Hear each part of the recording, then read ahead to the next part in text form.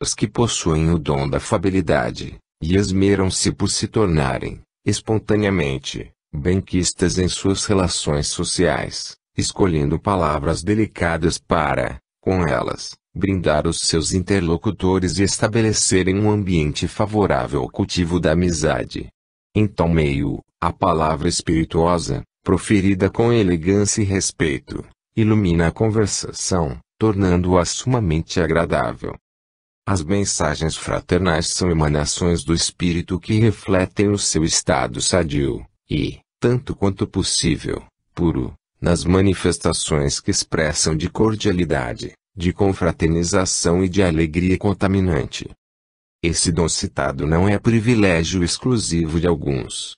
Todos o têm, e podem desenvolvê-lo mais ainda.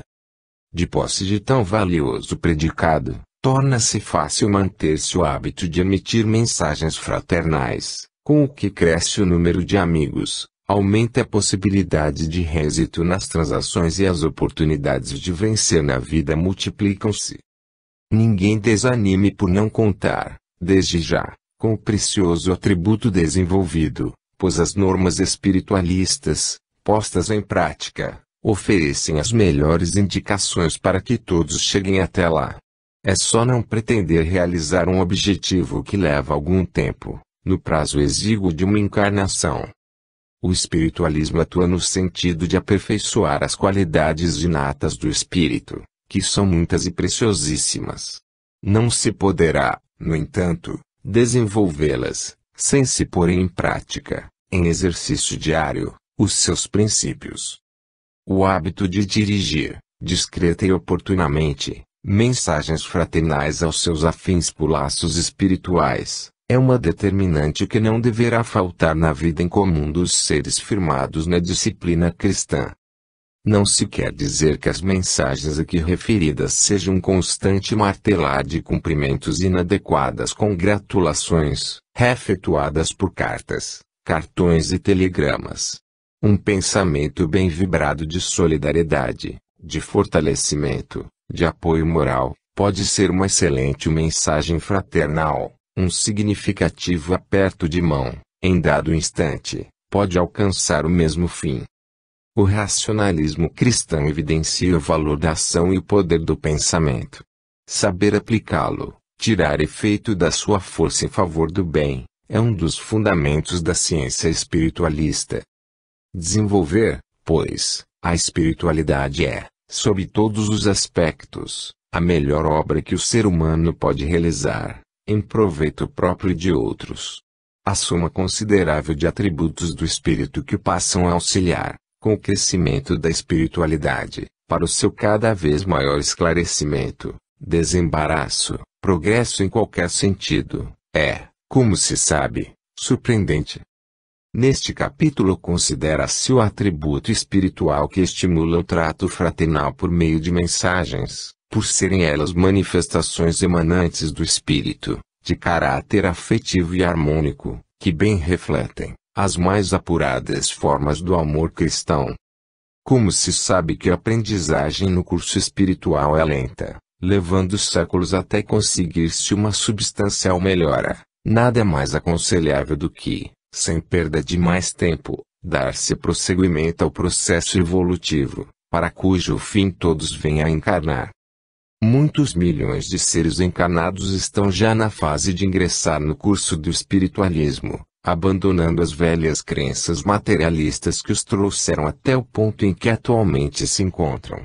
Comecem, então, agora a colocar de lado as antipatias, as mesquinharias, as ideias de perseguição, as alfinetadas no próximo, as rasteiras, os golpes baixos e outras misérias desse gênero, para cuidar da confraternização, de desejar o bem-estar do semelhante, do seu progresso e da vitória no campo das suas conquistas materiais, morais e espirituais. Este é o primeiro passo a dar, no bom sentido, por quem realmente deseja alcançar posição mais elevada na hierarquia espiritual. Neste passo está incluído o treino que terá de ser feito no curso dos intercâmbios sociais em que entram as práticas de mensagens fraternais. Procure-se formar um temperamento cordato, compreensivo, controlado, investigador das boas qualidades do próximo, para poder exaltá-las, bem-humorado, indulgente e capaz de cultivar boas amizades. Com este preparo não haverá dificuldades a transpor quando se tenha de encarar a posição na vida da criatura irmã com verdadeira simpatia, face a afinidades existentes, visto que é um ser que também se move neste oceano de apreensões, em busca de um porto seguro. É fato confirmado e reconhecido que quando dois indivíduos se acham em idênticas condições, atingidos por um mesmo insucesso, a tendência é para se aproximarem e estreitarem relações.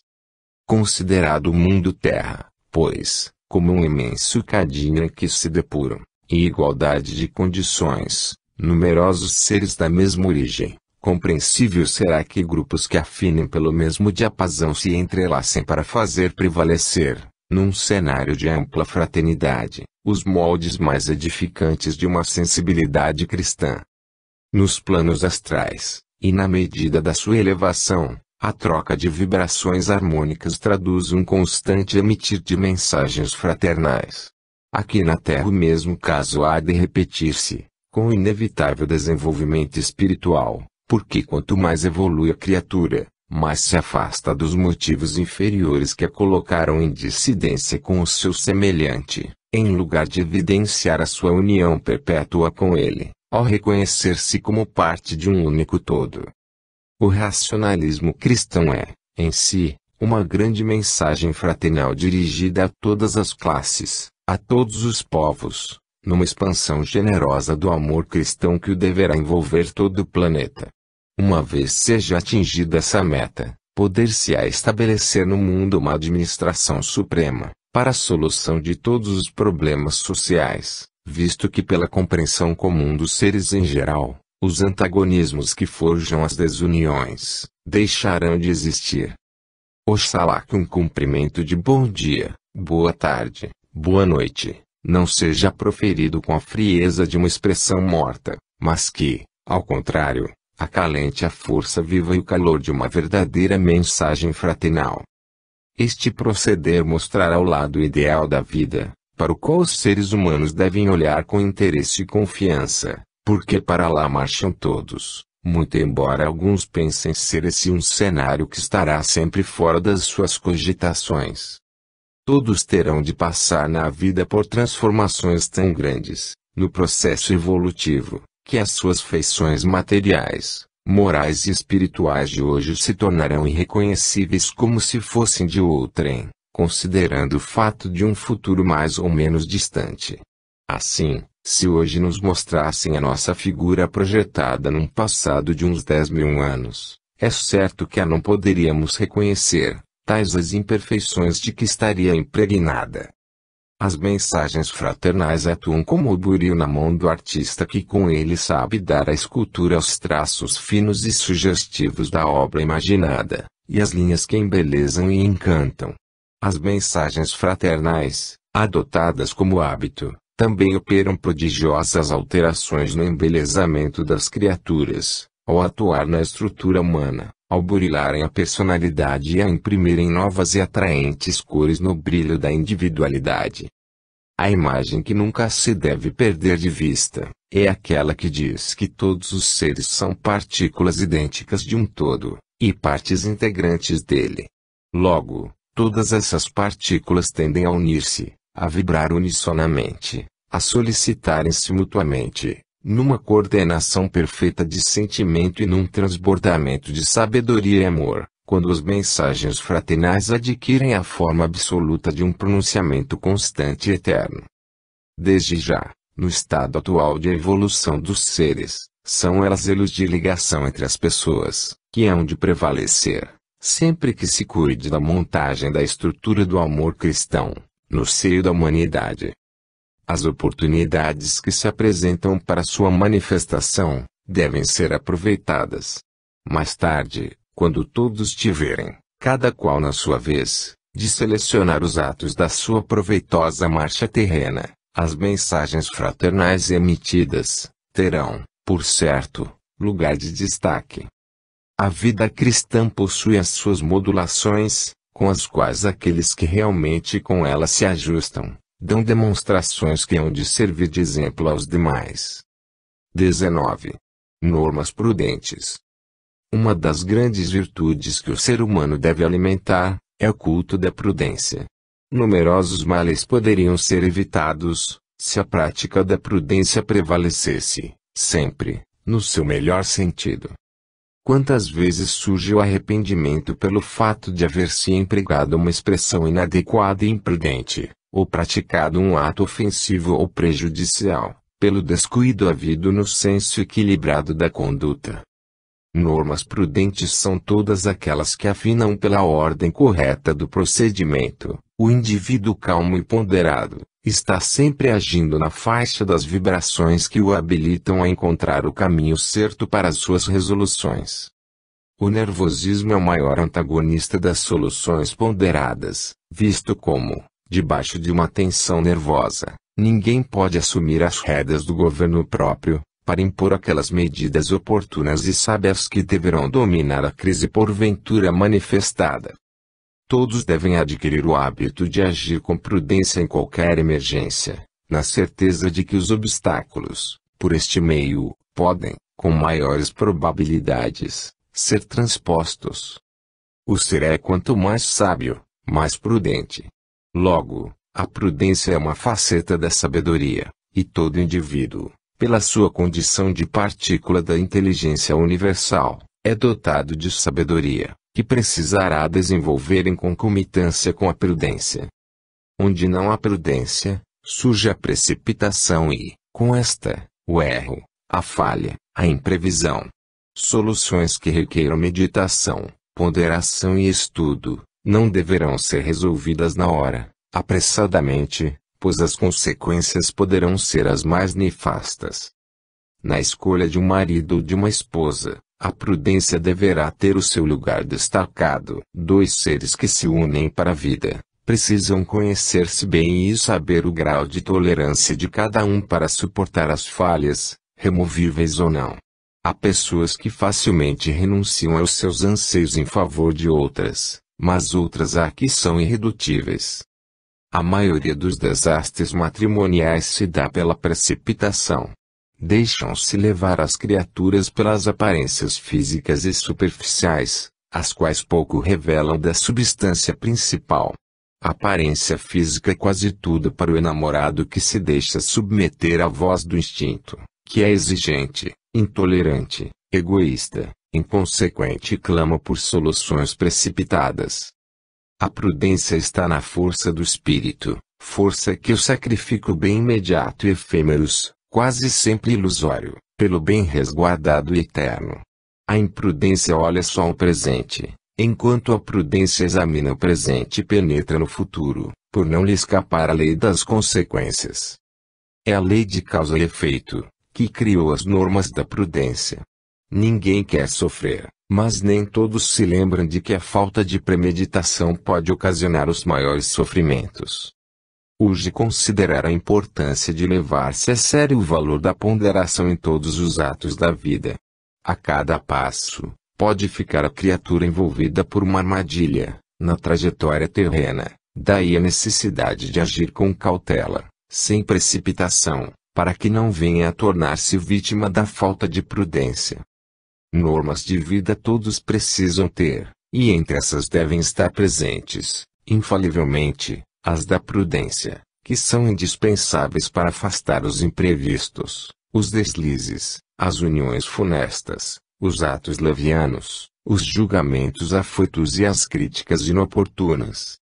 A ponderação resulta do bom uso do raciocínio, da disposição de acertar, do empenho que cada um deve ter de valorizar a sua personalidade, através do criterioso bom senso, para chegar a conclusões seguras. As normas da prudência são extraídas de cada caso que se apresentar, sob um critério regulado pelo princípio norteante da ponderação. Com tal diretriz, as soluções coerentes se manifestam, e o melhor ponto visado é atingido. Adotar normas prudentes no trato social, é o que pode haver de mais aconselhável, quando se deseja, como convém, manter um clima agradável e predisposições favoráveis ao desenvolvimento da amizade, da simpatia e do afeto. Evidentemente, ao se cultivarem harmoniosas relações humanas, deve prevalecer o respeito ao semelhante, às suas ideias e gostos, pois para isso é livre, e o princípio da liberdade é intocável, para as pessoas de bem. Ninguém terá de arrepender-se por haver sido prudente, porque essa virtude, a prudência, encerra, na sua essência, as melhores fórmulas de convívio, num mundo como este em que os temperamentos, as psicoses e as associações com o astral inferior são manifestações que se verificam a cada passo. É indispensável que se tenha em mira a defesa do patrimônio material e moral de cada um, que poderá ser visado e atingido no descuido, em um ato de imprudência. As normas de prudência exigem vigilância, resguardo, lucidez, para que não se seja apanhado de surpresa. Devem reconhecer-se como situação de fato, as condições reais do mundo em que se vive, e, como tal, as normas pessoais estabelecidas essas condições, para não se criarem choques desnecessários, problemas evitáveis e situações melindrosas ou delicadas. O tirocínio de cada um deve ser posto em ação, o bom senso comum precisa ser exercitado e o hábito de conduzir as questões individuais pautado pela lógica do bom entendimento. O espírito pacificador deverá dominar em todas as ocasiões, mesmo que se tenha de usar de energia para atingir o resultado. Não se justificam estados de exaltação, atitudes agressivas e violentas, em que as normas de prudência estão ausentes. A imprudência é perdulária e obriga a gastos excessivos de vida anímica. O imprudente esgota-se, com maior facilidade, e deixa sempre atrás de si um rastro sombrio de remorsos e arrependimentos. É bem sabido que o imprudente não se transforma em prudente da noite para o dia, mas sempre é tempo de começar a ser prudente, e para isso existem normas estabelecidas. É certo que com desejo e esforço, tudo se consegue. Aquele que durante uma existência terrena puser em prática o uso da prudência, quando voltar a reencarnar contará com esse recurso valorizado para prosseguir em nova jornada, com melhores aptidões. Para adquirir-se a prudência, é necessário meditar antes de falar, escrever ou agir. Este procedimento salutar educa o espírito, fazendo com que a pessoa, em qualquer circunstância, procure pensar primeiro antes de tornar alguma séria resolução. A prudência obriga o indivíduo a acalmar-se, a dominar os nervos, a controlar os ímpetos, a proceder com serenidade. Os atos impensados que se praticam, em cada dia, demonstram até que ponto chega a irreflexão humana e o descontrole das atitudes, com o desfecho imprevisível. A falta de prudência retarda a evolução, porque o indivíduo, por leviandade ou imprevidência, comete erros e falhas que produzem débitos espirituais que terão de ser saudados no futuro. É preciso que, no fim de cada jornada terrena não se levem da terra dívidas passivas, pois estas somente nela poderão ser resgatadas, com enorme perda de tempo. A prudência e a moderação são expressões do mesmo sentido, que representam na vida das que as possuem, um verdadeiro tesouro, um poder de contenção contra numerosos males que a todos podem afligir. Infelizmente, muitos são os que se deixam absorver por questões de pouca importância na vida material, que lhes roubam o tempo todo, nada ficando para se entregarem a pensamentos frutíferos, capazes de produzirem valores autênticos para o patrimônio espiritual. O indivíduo sem recursos espirituais, desencarna paupérrimo, ainda que tenha sido um nababo na vida terrena. Há inúmeros recursos espirituais que podem e precisam ser desenvolvidos para a formação de um pecúlio real, mas neste capítulo trata-se, tão somente, do recurso denominado prudência, por ser ele parte de uma riqueza que todos hão de possuir, como condição normal de evolução. Quando não se tem o devido cuidado de medir e pesar as palavras que se usam, poderá não parecer muito importante dar todo o crédito possível às normas de prudência. Mas, sabendo-se o mal que acarretam as expressões inoportunas, indelicadas, ferinas ou sarcásticas, cabe fazer restrições severas ao seu emprego, e adotar maneiras que elevem e dignifiquem os interlocutores. Alguns são imprudentes por ignorância, outros, por malcriação, mas uns e outros ferem as leis sábias da vida, enquanto não modificarem a sua conduta para eliminar o tratamento imprudente que usam para com os demais seres, ou para consigo mesmos. O imprudente não se livrará de reencarnar em condições indesejáveis, desde que, pirronicamente, queira permanecer descuidado das normas prudentes, e pela lei do mínimo esforço, dê de ombros às suas consequências.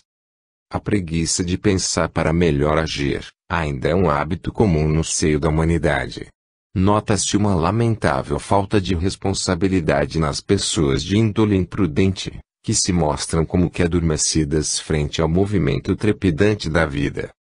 O mundo está atingindo uma fase em que não há tempo para adormecer nas horas de atividade. A competição, a concorrência, cada vez mais se mostram ativas. Não é possível, neste cenário, adormecer à luz do dia, de olhos abertos. Cada qual precisa dar trato ao raciocínio e pôr o pensamento em ação, de modo construtivo, procurando analisar e deduzir, com o objetivo de acertar em todos os lances da vida. As normas de prudência estão expressas no Código da Espiritualidade, como parcela valiosa na conquista da evolução. Quanto mais cedo for reconhecida essa verdade por aqueles que desejarem cultivar as coisas do espírito, tanto mais depressa alcançarão os seus objetivos. A prudência agasalha, sob a sua sombra protetora, uma soma de predicados que constituem valores reais na apuração do acervo espiritual. 20. Boa formação moral. Quando o indivíduo encarna, traz consigo um programa de trabalho que deverá executar durante a sua permanência na Terra, servindo-se para isso, do corpo físico gerado no ventre daquela que lhe vai servir de mãe. Esse programa obedece a um estudo prévio, segundo o qual o espírito espera poder colher, servindo-se das probabilidades, as experiências mais apropriadas à sua evolução. Dentro desse programa, estão marcadas as disposições que induzirão a criatura a marchar por linhas retas, ou seja por conduta retilínea, com o que forjar o arcabouço de uma boa formação moral. Ninguém, absolutamente ninguém, nasce para ser um malfeitor, um sacripanta, um corrupto. Ao contrário, encarna para ser um ente bem-quisto, acreditado, uma pessoa de bem. Para isso incutem-lhe, ainda no seu mundo, os espíritos que acompanham seu progresso, pensamentos nobres, ideias humanísticas, princípios cristãos. Traz, assim, um acervo de normas positivas e elevadas com que se inicia no campo terreno, para cumprir as provas que terá de enfrentar. Essa é a oportunidade que todos têm, sem exceção, de partir da estaca zero da estrada da vida, munidos de farnel para a jornada, farnel representado, neste caso, pela preparação moral recebida em plano astral que, somada àquela já conquistada, lhe dará o total suficiente para garantir-lhe um resultado positivo. A maioria, porém, depois de encarnar, dá de ombros a essa chance, abandona aqueles pensamentos que se opõem à prática do mal e deixa-se levar pela concupiscência, até tornar-se insensível aos fortes clamores da consciência, de protesto e de advertências. A minoria, no entanto, mantém-se atenta aos compromissos espirituais assumidos, e guiando-se por eles, despreza os iscas e os chamarizes que se encontram pelas margens do caminho, para só se enlevar com os luminosos cenários que a vida espiritual apresenta.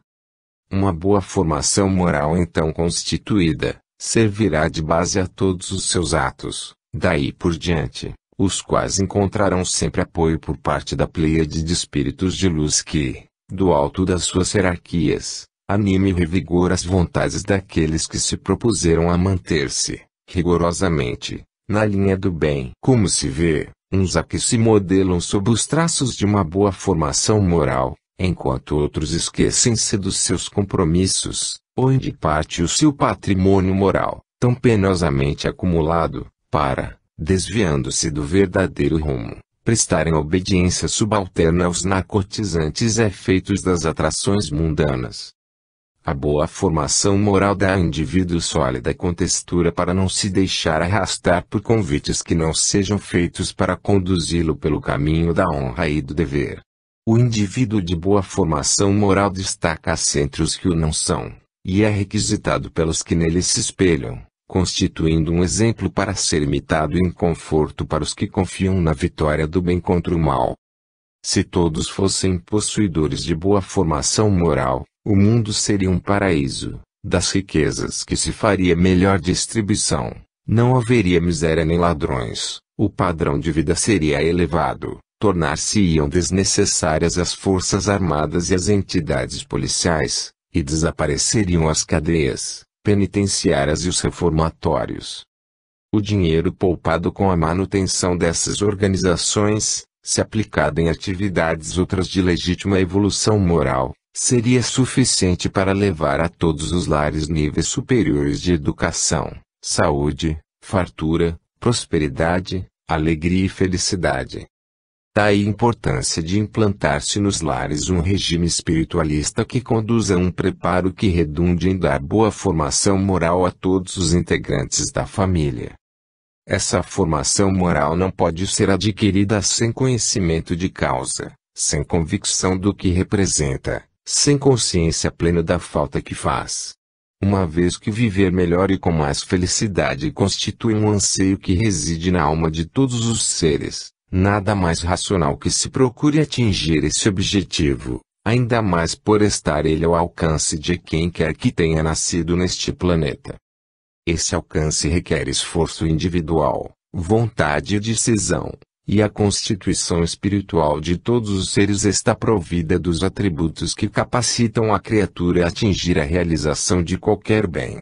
Com essa garantia, pode-se chegar ao lado prático da questão, concebendo-se a possibilidade efetiva de criar-se em todo o ser uma boa formação moral. Esta boa formação moral é um ponto de partida seguro para o indivíduo não se desviar da linha traçada para o seu progresso espiritual, que se funda, principalmente, na moralidade escrupulosa de todas as ações. Quando se diz que determinada criatura tem boa formação moral, entende-se que se trata de pessoa que aplica na vida normas espiritualistas, gravadas no subconsciente em encarnações anteriores, ou adquiridas em campo astral, através de evolução nele desenvolvida. Todos terão de adquirir essa boa formação, porque ninguém poderá ingressar, sem ela, em planos espirituais cujo nível moral exija esse estado.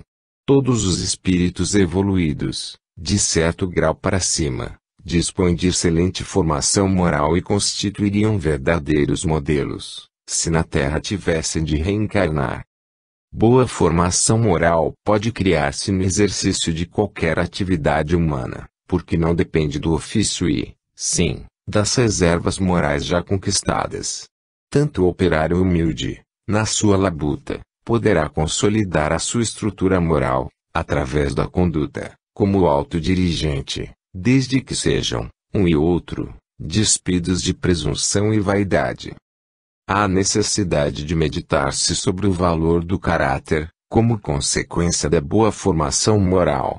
Deveria haver mais preocupação dos seres encarnados em disputar as riquezas do espírito, que são eternas e que habilitam o indivíduo a fazer uso delas, com grande aproveitamento, para sua felicidade, bem-estar e alegrias. A felicidade aumenta, de grau em grau, à medida que se passa de um plano ao outro, imediatamente superior, mas ela não pode ser descrita em linguagem comum. Quando alcança esses planos, o espírito não volta a encarnar. Muitos são os que preferem viver no fausto, sem se importar com as alegrias de uma boa formação moral. Depois, ao deixarem o mundo e penetrarem no plano astral, não levam a mínima parcela da riqueza material pela qual tanto se escravizaram, e então sentem-se infelizes, desamparados, miseravelmente pobres e incapazes de alterar a situação, porque o que lhes poderia valer, nessa emergência, seriam os dotes morais que não foram alcançados. Quem possui boa formação, está sempre adquirindo maiores valores morais, porque as suas produções são da natureza da substância original, e esta é da mais pura essência. Ela representa uma fonte produtora de riquezas espirituais, muito superior a qualquer indústria de fabricar dinheiro, por mais grandiosa que seja. O ser humano precisa despertar do entorpecimento da matéria, a fim de poder constatar que só há corrupção na vida material e nunca na espiritual, e que a boa formação moral é uma conquista espiritualista que isola a criatura da intoxicação dos venenos torturantes da carne. Não se diga que não é possível conseguir se trazer uma grande maioria ao regime da honestidade e do dever, porque tudo há de ser uma questão de tempo. A instituição de uma boa formação moral terá de ser apoiada por uma campanha educacional que já foi, aliás, iniciada pelo racionalismo cristão, o qual a promove, com decisão, certo de estar contribuindo, de maneira sensível, para o êxito da mesma. Cada um deverá fazer a sua parte, sem pessimismo, lembrando-se de que de pequenas gotas são formados os oceanos. Além disso, os operadores do bem nunca estão sozinhos, pois as grandes causas que visam o desenvolvimento da coletividade são apoiadas pelas forças superiores, que se servem de executores terrenos como instrumentos aplicados. Jesus foi o primeiro mestre que instituiu no mundo ocidental regras para a boa formação moral dos indivíduos. Infelizmente, dentre os que se intitulam cristãos, numerosos são os que nada querem saber a respeito de uma formação moral correspondente. Por isso, a situação do mundo é, no presente, quase caótica, estando a exigir uma soma considerável de capacidade recuperadora, para que o equilíbrio moral se restabeleça. A boa formação moral exige verdade, amor, desprendimento, consciência, honra, dever, disciplina, respeito e valor. É evidente que esses atributos que a alma deverá externar, precisam ser estimulados, e para isso é que se impõem os preceitos espiritualistas. Fora da espiritualidade não há salvação, por não existirem meios de sair o indivíduo de um estado de inferioridade moral em que se vê cercado de vibrações sensualistas, desonestas e de degeneração. O indivíduo que demonstra boa formação moral, dá provas de haver conquistado riquezas no plano espiritual, e delas haver feito boa assimilação e bom uso. Essas riquezas nunca serão perdidas, e têm o condão de valer para angariar outras, cada vez mais valiosas. Constitui uma preciosidade de valor inestimável chegar a criatura ao estado de compreender o que representará em riqueza e sabedoria para o seu futuro, poder adotar uma linha de conduta em que resplandeça toda a riqueza de uma boa formação moral. O trabalho, a dedicação, o esforço que forem empregados no sentido de alcançar esse luminoso estado, serão amplamente compensados pela felicidade que virá ao encontro da criatura que se voltar inteiramente para o lado dessa sublimação. Alcançar, pois, essa formação, deverá ser objetivo principal de todo ser que tenha bastante esclarecimento para compreender que é o caminho certo e seguro por onde se deverá passar para atingir as gloriosas instâncias do reino superior da espiritualidade. Uma vez que por toda parte se busca avidamente a felicidade, mais uma vez se confirma que ela não se encontra nos objetos da vida material, por ser atributo e emanação da alma. A atenção que se dá, neste capítulo, à tão elevada condição do espírito, tem justificativa no fato de representar a boa formação moral a eleição feita pelo indivíduo de uma soma apreciável de virtudes bem conjugadas, das quais se serve, de maneira meritória, para testemunhar a sua convicção nas excelsas forças espirituais que dirigem e governam o universo. 21. As aspirações. Todo indivíduo alimenta maior ou menor número de aspirações. A maioria, aspira a satisfações materialistas, pensando que estas é que são as verdadeiras. As aspirações materialistas fazem parte, na realidade, da vida humana, porque na Terra todos estão sujeitos à influência do meio. Assim, aspirar conquistas que redundem em progresso material, é um procedimento perfeitamente normal, que deverá fazer parte das cogitações de todo ser operoso e útil, empenhado nas lutas terrenas. Progredir deverá constituir a preocupação dos que trabalham, como resultado dele, e por isso, a ideia de progresso está intimamente ligada às conquistas materiais. Pelo fato da criatura desejar espiritualizar-se, não quer dizer que deva abandonar todo o interesse pela aquisição de bens materiais, para cuidar só e unicamente das coisas do espírito. Os filósofos descuidam-se das exigências terrenas, para submergirem no mar de abstração, e vagueiam pelo mundo, indiferentes, sem se aperceberem das responsabilidades que lhes estão afetas e das contingências que a vida impõe. Na Terra, todos os encarnados têm de viver as duas vidas, distintamente, a material e a espiritual, e cada uma delas possui requisitos próprios, que precisam ser atendidos e respeitados. Deste modo, as aspirações devem enquadrar-se em tais requisitos, de maneira que subsistam em forma adequada a cada uma das suas vidas.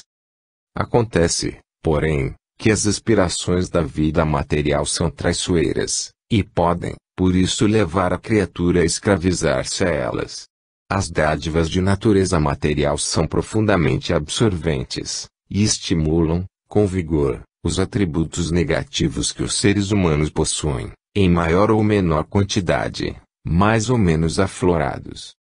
Isso significa que cada um deverá fazer um exame constante da sua natureza íntima, da sua consciência, para certificar-se de que não se está abandonando aos prazeres narcotizantes da matéria, que uma prosperidade material oferece, quando desacompanhada da ação espiritual. O ideal na vida é desenvolverem-se, paralelamente, as atividades materiais e espirituais.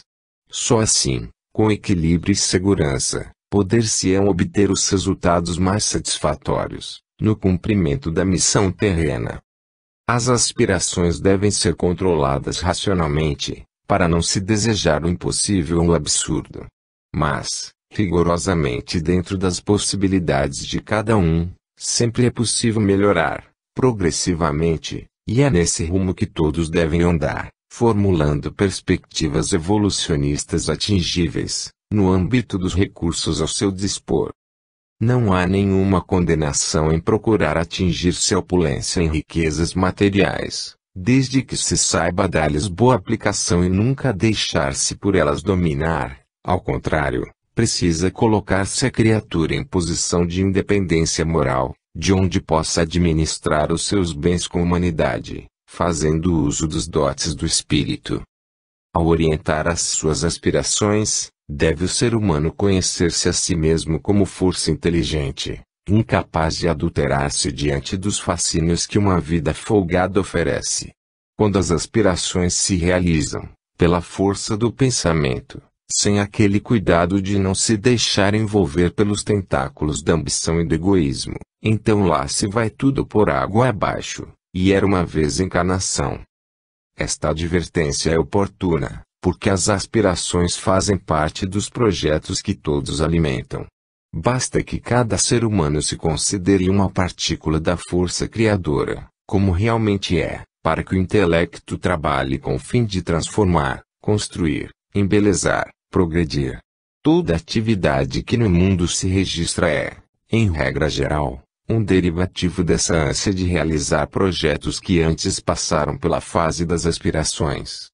Para atingir-se um objetivo de alto mérito aspirado, é necessário entrar no campo do pensamento elevado, onde se modelam as formas de obtê-lo, com o concurso da espiritualidade. As aspirações devem ser formuladas em pensamento, claro, com linhas nítidas. O que se deseja realizar, precisa apresentar-se com os contornos bem traçados. Ideais confusos, não se consumam. Ao projetar-se um edifício, É preciso, antes, criar, com o pensamento, a sua imagem, com os pormenores bem acentuados. Só depois é possível a materialização daquela imagem. Assim ocorre com todos os projetos, sendo forçoso que primeiramente se lance a imagem correta e definida, para, em seguida, dar-se-lhe a forma materializada. A sequência dos empreendimentos segue a seguinte ordem: aspiração, projeto e materialização.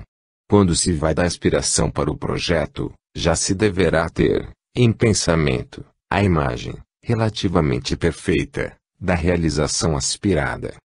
Muitas aspirações ficam no ar e não se concretizam, não obstante a sua esplêndida recomendação, por faltar-lhes fixidez, imagens límpidas e vibrações de pensamento fortes, realizadoras, decididas e saturadas de energia.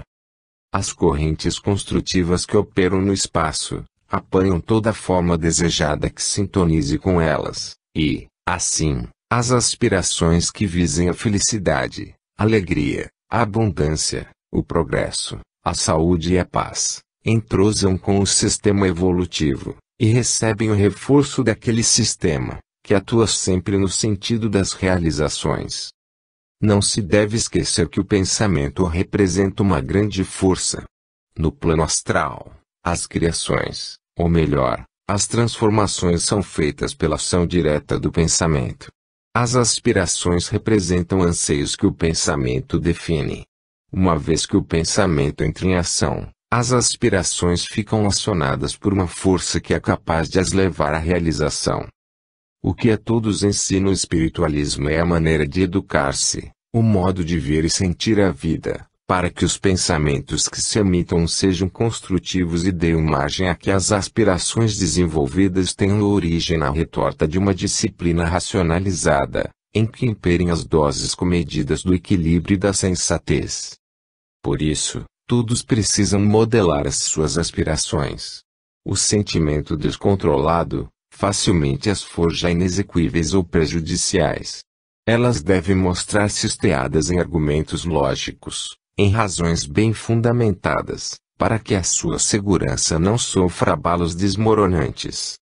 A base da evolução está assentada no poder de criarem aspirações progressistas, que conduzam o ser por caminhos ascensionais da ordem espiritual. A aspiração mais rendosa é aquela que visa ao benefício da coletividade, e mais perniciosa é a que conduz ao fortalecimento do egoísmo. Os que aspiram desfrutar de bens terrenos, tornando-se senhores de grandes posses, para com estas se regalarem ociosamente e tirarem da matéria todas as sensações que ela pode dar, podem ver tais anseios realizados ao voltarem a reencarnar tantas vezes quantas forem necessárias, até que outras aspirações mais elevadas suplantem aquelas. Ninguém poderá livrar-se das reencarnações neste plano físico, enquanto as suas aspirações contiverem a seiva do manancial mundano. Esta seiva é que define o estado psíquico do ser, mais ou menos materializado. Quanto mais se eleva espiritualmente, menos a criatura se compraz com os gozos e ornamentos artificiais deste tormentoso panorama terráqueo. Os seres menos espiritualizados encontram no planeta, em vida física, imensa satisfação com as dádivas terrenas, enquanto que os mais espiritualizados já não sentem o mesmo encanto com tais oferendas, porque estas vão sendo substituídas por outras de planos superiores, que agradam muito mais. Assim, as aspirações se modificam, à medida que o ser se desprende dos atrativos do mundo, para empolgar-se com outros menos palpáveis. Tudo, no universo, está muito bem planejado e executado. Os que fazem as suas andanças pela Terra, em condições primárias de evolução, encontram alguma compensação para as depurações, nos momentos, embora fugazes, de relativa felicidade que o mundo lhes pode dar. Do mesmo modo, os que já se saturaram dos engodos da vida física, precisam encontrar, como de fato encontram, os seus momentos de maior felicidade nos climas diáfanos de uma diferente constituição da natureza. A permuta que se faz da felicidade terrena pela astral é sumamente vantajosa. Em cada plano mais acima da evolução, as condições de vida melhoram, sucessivamente, pois cada vez mais se afasta o ser das vibrações grosseiras que animam a vida neste planeta depurador. Pode, deste modo, bem compreender-se como variam as aspirações, não só entre seres das mesmas camadas evolutivas, como entre aqueles que se separam pela diferença do grau de evolução. Se todos soubessem que o melhor caminho a ser seguido para alcançar as suas aspirações é a de espiritualidade, ninguém perderia um só instante de espera vã, quando tem ao seu alcance os meios adequados e as ferramentas próprias para a consecução do fim em vista, por onde se vê que o que falta à humanidade, para ser mais feliz, é a orientação espiritual, a educação de princípios, o esclarecimento e um maior conhecimento da verdade. Vale a pena manter aceso o fogo que alimenta as aspirações, e cultivá-las de maneira a se apresentarem com as formas mais recomendáveis. Quem não deseja aspirar à felicidade, o progresso, um maior conhecimento geral, a aptidão, a coragem, a saúde moral e física, a abundância, a tranquilidade, o intercâmbio da afetividade, a capacidade operante, a inteligência. As aspirações sensatas alcançadas no caminho por onde todos deverão passar, ficarão depois para trás, enquanto outras, à frente, são atingidas, e assim, sucessivamente. São essas aspirações que atraem o ser para a frente. Ele, ao caminhar, vai afastando da vereda sinuosa e íngreme as pedras e os espinhos, sempre no propósito de alcançá-las. Não faltarão entraves ou estorvos para dificultar a marcha, mas as energias e a vontade não se abatem. O mundo exige que as conquistas sejam feitas através de grande esforço, por ser esse esforço que abre as portas da oportunidade. É ele que fortalece o espírito, faz trabalhar o raciocínio e anula a obscuridade. Alguns seres dão tamanhos exemplos desse esforço, que se revelam heróis. Todos podem ser heróis, cada qual no seu campo de ação, pois não há criaturas privilegiadas. As oportunidades são oferecidas a todos, e se não as alcançam, de igual modo, é porque nem todos são igualmente esforçados. Aqueles que praticam atos de heroísmo são movidos pelo impulso de um ideal situado na área das aspirações. As aspirações sadias enlevam a alma e revelam a força espiritual que faz ascender os indivíduos a planos mais altos, na luta pelo seu próprio desenvolvimento, pela expansão das suas qualidades e pela necessária revelação do seu potencial. 22. As influências. Todas as pessoas estão sujeitas a influências boas ou más. Quando são boas, não há problema, pois os bons pensamentos que as originam, formam as correntes do bem. As influências más, que trazem resultados desastrosos, é que devem ser combatidas e eliminadas. Elas podem proceder tanto do astral inferior, daqueles espíritos obsessores que vivem na atmosfera da Terra, como do próprio plano físico, em que as pessoas têm o hábito de querer influir na opinião alheia, ao incutir o seu modo de pensar, exatamente como fazem os obsessores. As más influências também são colhidas dos exemplos, quando pessoas mal orientadas adotam práticas no viver que ofendem a moral e dispõem de força suficiente para exercer predomínio sobre criaturas despersonalizadas, sujeitas a aceitar qualquer diretriz que lhes pareça atraente, segundo as suas imperfeições morais. Quando o indivíduo suporta o fardo de tendências más, acumuladas no passado, pode ser agente ou vítima, na atuação das influências, pode influenciar o semelhante a seguir pelo seu desvio moral, se por ele preferir conduzir-se, ou pode aceitar a tentadora influência do seu igual, que viveu desajustado nas vidas anteriores. Com tais indivíduos é preciso ter uma dupla cautela para ajudá-los, e evitar que os maus pendores aflorem, procurando, para isso, exercer sobre eles uma influência benéfica, fortificadora e esclarecedora. Por outro lado, urge vigiar as companhias, para afastar as perigosas, que façam reviver velhos e condenáveis hábitos. A ação educacional é tarefa difícil, por exigir argúcia, atenção e penetração psicológica. Logo na infância, pelo estudo das tendências, não é difícil descobrir se o adolescente tem força moral suficiente para reprimir os impulsos negativos da alma, ou se precisa de muita ajuda para contê-los nos limites de uma conduta recomendável. As responsabilidades de quem tem filhos para educar, além de serem muito grandes, constituem uma condição da vida, da qual não se pode escapar. Os portadores das mesmas tendências encontram afinidade entre si, unindo-se por isso, em grupos, e fazendo-se amigos e companheiros. Quando as tendências são más, o grupo é também mau, e as influências que exerce são sempre perniciosas. Estes grupos maus formam correntes de pensamentos comuns, e os sentimentos por eles externados refletem o estado de suas almas mal intencionadas, com vibrações ligadas às do astral inferior, de onde recebem influências da pior espécie. Tais grupos, por serem focos de disseminação do mal, devem ser isolados, mentalmente, quando não se puder dar outra solução melhor. O mal age como vírus contaminante. Há sempre almas mal preparadas, por falta de lares esclarecidos em seu meio, que se sentem atraídas por ele, e estas são as que se aproximam de grupos nocivos. Assim como os animais inferiores são domesticáveis, os seres humanos impregnados de maus hábitos e imperfeições, também são possíveis de receber educação e ensinamentos reformadores, por força de influências benéficas.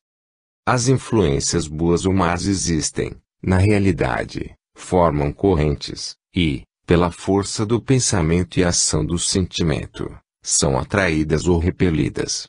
A boa educação espiritual consiste em saber atrair aquelas que beneficiam, e repelir as outras. Nestas circunstâncias, todo indivíduo precisa andar atento, bem escudado na sua força de ação, para não se deixar envolver pelas malhas traiçoeiras do mal, que estão espalhadas por toda parte, em armadilhas perigosas, para nelas colherem os desprevenidos, os incautos, os imprevidentes, os que vivem, embora acordados, como se estivessem dormindo. Os seres que se encontram espiritualmente educados e desenvolvidos estão aptos a exercer a sua influência, de forma eficiente e construtiva, levando aos seus semelhantes as mais proveitosas lições da vida, oferecendo-lhes exemplos mais edificantes e dando demonstrações reais e plenas da superioridade do espírito. O mal que o indivíduo causa ao seu semelhante é produto de más influências, com as quais se casa a vítima, na maioria das vezes, por inaptidão, para repeli-las. Uma das chaves do sucesso na vida está na capacidade individual de afastar influências más, que se apresentam de forma atraente, atentando para a vaidade ou o egoísmo, com o fim de forçar a entrada, pela porta mais vulnerável. Como se pode concluir, o espiritualismo é o manancial de conhecimentos que conduz a criatura, por caminho seguro, aos mais altos píncaros da sabedoria, de onde poderá descortinar, com visão ampla, todos os recantos da natureza, e habilitar-se, desse modo, a compreender os fenômenos que nela se operam. Os estudantes do espiritualismo estão voltados para o nascente, de onde, simbolicamente, veem a luz que a todos banha por igual. Uns, recebem-na com a alma esfuziante, de maneira a absorver os seus luminosos e fortificantes raios, enquanto outros olham-na com o entendimento obscurecido. Para os primeiros, as influências diretas daquele raiar luminoso produzem resplendentes efeitos, ao passo que, para os segundos, para os que não compreendem ainda a linguagem da natureza eterna, aquele esplendor não se revela com a verdadeira imagem. As influências manifestam-se de indivíduo para indivíduo, como de nação para nação. Muitas nações foram arrastadas à guerra, por força de influências indiscutivelmente egoísticas. A imprensa exerce poderosa influência na mentalidade humana, e os que não se resguardam das suas invectivas, porém, sem querer, ficar envolvidos nas ondas convulsivas das opiniões em debate. O critério espiritualista não está ainda afirmado na maioria dos que usam a pena para orientar, e essa é a razão pela qual a imprensa não atingiu, por enquanto, aquela expressão singular que lhe está reservada, e que se consubstanciará em dias que hão de vir. A imprensa, pela sua influência, é um poder capaz de, por si só, operar reformas, conter desmandos, desvendar a verdade dos fatos e contribuir para defender a moralização dos costumes. Saber, pois, aproveitar as boas influências para tirar delas o melhor partido possível, e agir com sagacidade e sabedoria para a fecundação de boas obras. O sentimento efetivo predispõe à emissão de boas influências, visto que quem ama deseja a felicidade da pessoa amada. Assim é o amor apregoado por Jesus, que deverá envolver todas as almas, impregnando-as das melhores influências. Os indivíduos que não adotam um código de princípios que lhes sirva de guia para a conduta, precisam andar influenciados por pessoas de bem, que saibam dar-lhes um indispensável roteiro para sua jornada terrena. A influência benéfica dos 10 mandamentos de Moisés, escritos há milhares de anos, ainda se faz sentir nos dias de hoje, pela força que contém a sua substância moralizadora. São as influências emanantes dos princípios elevados que mantêm o mundo habitável, pela contenção ou afastamento das correntes do mal. O esforço espiritualista volta-se no sentido de concatenar argumentos racionais, que produzam efeito convincente em favor do estudante. Toda alma possui, inata, a consciência do bem, que permite fazer com que as expressões da verdade se alojem, se acomodem em si, se casem com os sentimentos situados no âmago do ser, que é realmente puro. Por isso, a verdade tem poder penetrante e convincente, e a sua influência se faz sentir com proveitosos resultados naqueles que desejam, sinceramente, absorvê-la. Os lares valem, pelo que ministram influências salutares, as escolas acreditam-se, pelas doses de ensinamentos lapidares que aplicam aos alunos, os chefes valorizam as suas ações dirigentes, sempre que inspiradas por influências sublimadas. As influências governam o mundo, e imperam no universo. Elas agem como leis eternas, naturais e imutáveis, por serem forças em constante movimento, que devem, por isso, ser estudadas, analisadas e aplicadas com conhecimento de causa, para produzirem os benefícios que delas se possam esperar. Exercer influência sobre alguém, para martirizá-lo, é um crime.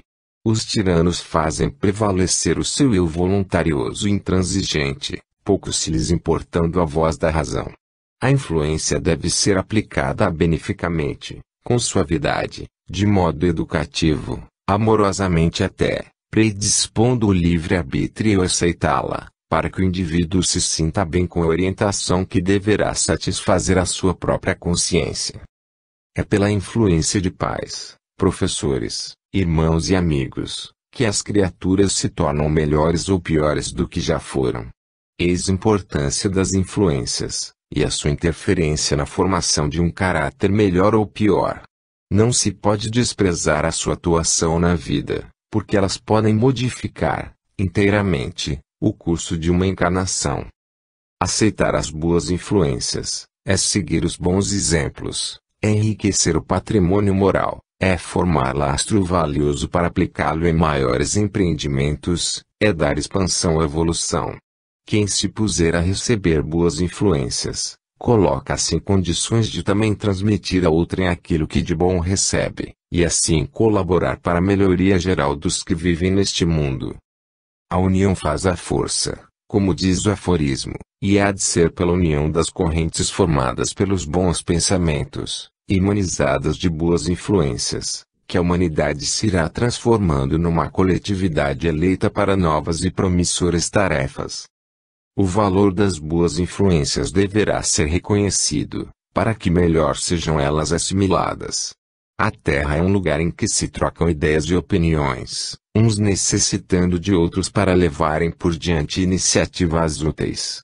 O espírito de colaboração deve corporificar-se, com aprovação unânime, para que todos se voltem para o mesmo fim, que é a conquista da felicidade, pois a intercalar todos os anseios e ideias, estão as boas influências circulando, ativamente, como que à procura do equilíbrio final.